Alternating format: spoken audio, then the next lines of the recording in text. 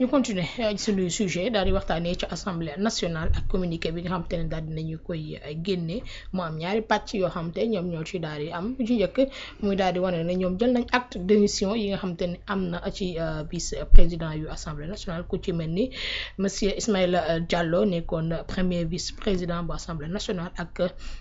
troisième vice président ba di Cheikh Thioro Mbacké ñoom ñu daal di tekki seeni ndombal tànk en tant que des vice présidents mais garder seeni poste député simple foofee nga xam te ne moom ci assemblée nationale ñoom nag jël nañ en acte seen yooyee décision tout en remercier leen nag ci seen taxawaay bi nga xam te ne am nañ ko ci assemblée nationale seen disponibilité ak seen engagement bi nga xam te ne amoon nañ ko ci liggéey bi nga xam te ne ñoom la ñu doon def alors Alaaji Rawane naka nga daal di gisee ces démissions yi nga xam te ne am na. waaw je crois que loo xamante ne la nag man personnellement xaw na ma kii ba ma xëyee gis ko nii rek en fait du woon loo xamante ni vraiment xaaroon naa ko mais après par la suite dafa nekk loo xamante ni c'est une logique pourquoi may wax c'est une logique Ousmane Sonko dafa jóge primature war a dellu à l'Assemblée nationale bi mu waree dellu à l'Assemblée nationale man mii sax dama dans un premier temps dama ne woon Ousmane day jàpp ma ni sax dana dellu assemblée parce que il est pas du genre buy dem assemblée pour récupérer poste présidence ci loxo ki nga xamante ne mooy El Malick et puis il n'est pas du genre pour génne ki nga xamante ne moom mooy Ismaïla Wane di suppléant pour jël sa place et cetera mais après par la suite ce keroog rek maa ngi koy rappeler bi ma discuter ak certaines personnes ci saa si je me suis ravisé parce que après dama xam ni situation politique bii ñuy dem c'est-à-dire Ousmane Sonko lu mu am de la protection doyul tu vois et puis c'est vrai que immunité parlementaire du lu infaillible waaye lu mën a protéger la nag balaan bu dëgër la tu vois maintenant pourquoi ma tàmbalee foofu mooy li ci xew après parce que dama xalaat loolu ba wax ko sax tak après Ismaïla Wane ci boppam ma gis mu def publication wax ne moom de il était le gardien du siège du gardien de la révolution kon ma xam ni kii ci boppam moom dafa pare pour def don de moom boppam ak siège am pour être en cohérence ak li nga xamante ne mooy l'éthique de son parti ak pour mettre effectivement son président à l'abri pour que mu mën a yeggalee projet bi nga xamante ne moom lañu seq mais mieux El Malick fait la même chose en le faisant mu wax sénégalais yi ne leen c'est-à-dire soxlawul sax Ousmane Sonko di ko demander ba ci way juróomu góor sax bi mu ko woowee di ko wax di ko conseiller que ni na démissionner pour bàyyi Ousmane mu jàll effectivement il avait déjà pris la décision pour la simple et bonne raison que moom jàpp na ni Ousmane Sonko war na nekk biir assemblée nationale moom mu nekk koo xamante ni Ousmane Sonko mooy leader am muy toog ci kaw kooku di toog ci suuf mais de la même manière les autres députés yi nga xamante ni aujourd'hui dañoo nekkoon ci bureau boobu te nga gis bi El Malick defee geste bi mu def à quel point niñ ko accueillir nga gis cër bi nga xamante ni déjà joxoon nañ ko même avant liggéey bi nga xamante ne El Malick def na ko à l'Assemblée nationale parce que El Malick a fait un travail mais qui est phénoménal à l'Assemblée nationale et que loolu lii may wax nii c'est-à-dire du waxu juste ñoo xamante ni dañuy observer wala waxu juste ñoo xamante ni dañoo bokk ci moom wala dañoo farak moom wala et cetera c'est-à-dire même ñi nekk à l'Assemblée nationale te nekk ay opposants man damaa dégg ci seen gémmiñ ñu wax lu mel noonu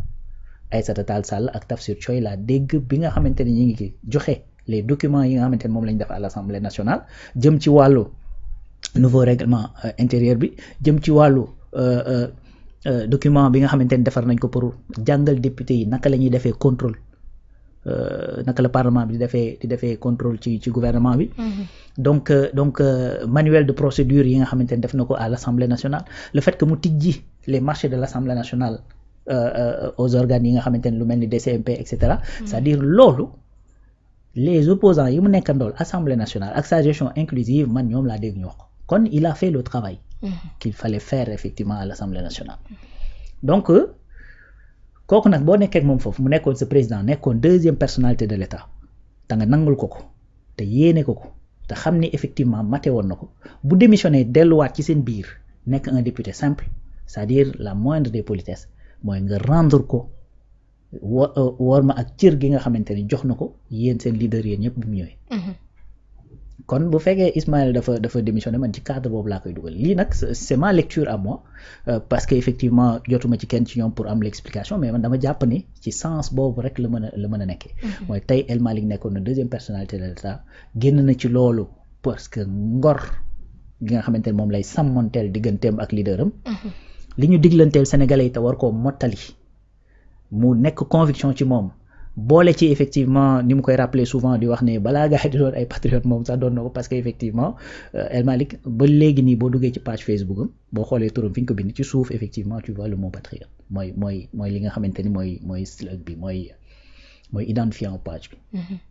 tu vois donc loolu nga fay fekk kon